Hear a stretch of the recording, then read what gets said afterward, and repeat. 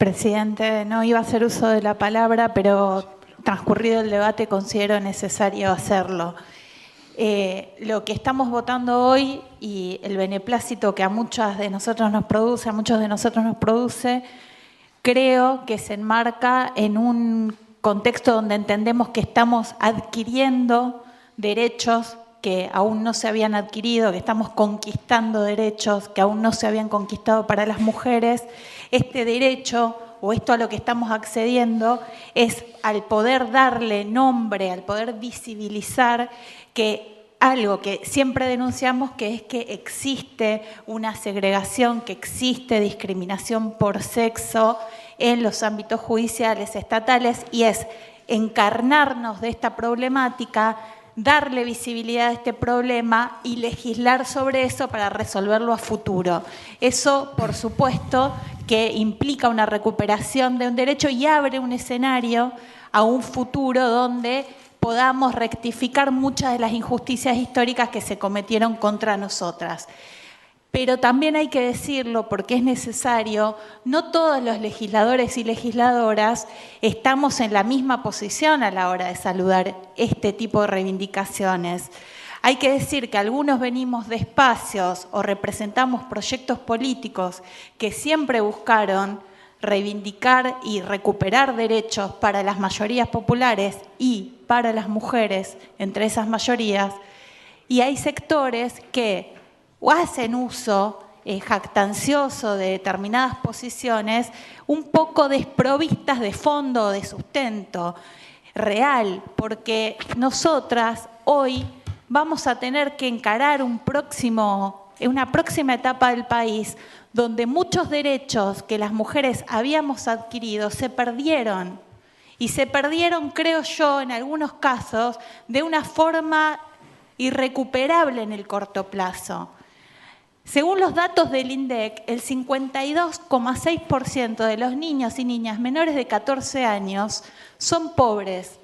Por nuestra estructura social y familiar, ese 52,6% de niños y niñas viven con mujeres, con cuidadoras mujeres. Esta política económica ha destruido la posibilidad de autonomía de esas mujeres que son cabezas de familia y que sostienen la crianza de estos niños. Esto no es un dato menor, porque cuando nosotros hablamos de lo que constituye o configura el circuito de violencia doméstica al que una mujer es sometida a veces durante muchísimos años de su vida, el factor económico no es menor. Cuando se habla de autonomía en términos de reivindicación de género, no solo se habla de la autonomía de los cuerpos, en tanto a definir sobre la proyección, sobre la planificación familiar. Cuando hablamos de autonomía, tenemos que pensar también en términos de independencia económica de la mujer con capacidad de construir un proyecto de vida autónomo que le permita liberarse de esa violencia doméstica que sufre. Este concepto de autonomía en términos de independencia, de autoproyección de vida, hoy ha sido completamente destruida por políticas económicas que hacen que de todos los desocupados menores de 30 años, el 70% de ese núcleo de desocupados esté configurado por mujeres. Entonces, cuando nosotros hablamos de políticas neoliberales que recortaron el Programa Nacional de Acceso a los anticonceptivos, el reparto de profilaxis en centros de salud, cuando hablamos de recortes de servicios de diálisis, cuando hablamos de recortes de reactivos para VIH, cuando hablamos de imposibilidad de las mujeres de acceder a el beneficio jubilatorio, mujeres que habían trabajado durante años y no lograron constituir la totalidad de años de aportes y hoy no pueden acceder a una jubilación. Cuando hablamos de mujeres con discapacidad que no pueden acceder a un beneficio que por ley está legislado en nuestro país desde hace 70 años, que es el de la pensión no contributiva por invalidez laboral. Cuando hablamos de la deficiencia enorme en los accesos a servicios, a prestaciones básicas de salud, vivienda, trabajo, educación. Educación, 40% de recorte en el presupuesto educativo nacional, que impacta directamente en las mujeres. El recorte de becas estudiantiles, de programas como el Progresar. Son todos recortes que afectan particularmente a las mujeres en situación de vulnerabilidad. Nosotros leímos un informe que hizo la Asociación de Meretrices Argentinas, un informe muy reciente que se presentó en Buenos Aires. Ellas dicen que en los últimos años hay entre un 15 y un 25% más de mujeres que están trabajando en la calle, ejerciendo la prostitución, el trabajo sexual,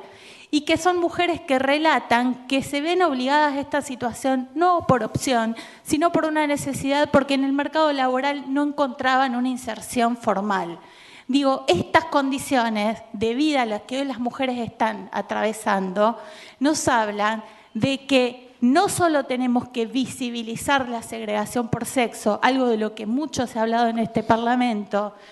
cuando discutíamos el acceso de mujeres a las listas, cuando discutíamos la constitución de las comisiones directivas de clubes, de las comisiones vecinales. Digo, hoy lo que está en riesgo para las mujeres, además de los derechos políticos, de los derechos de participación, además de que tenemos que seguir peleando porque en la justicia haya una mirada de género, haya una valoración, tenemos que pelear por derechos históricos.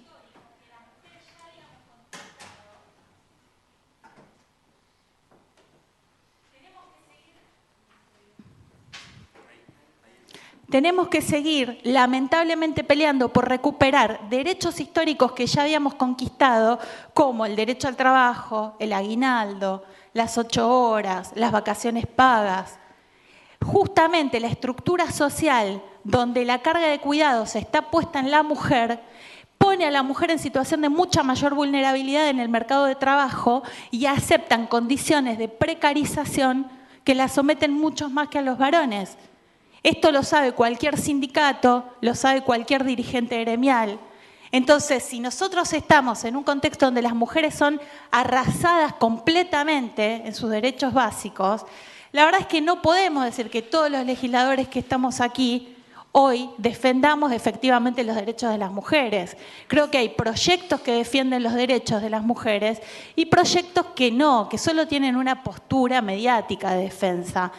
La ley Micaela implica un Estado que tenga un presupuesto consolidado en la formación de sus agentes y un Estado que ajusta, en el que ha caído la recaudación, que genera que algunos municipios paguen en 2 veces los salarios, que genera que algunos municipios de la provincia directamente no le hayan podido pagar a los trabajadores estatales los sueldos. Difícilmente ese proyecto sea un proyecto que defienda la formación de los agentes estatales.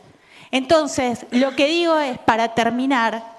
la única forma de tener un proyecto democrático y feminista en este país es que el 10 de diciembre el neoliberalismo deje de gobernar en la Argentina.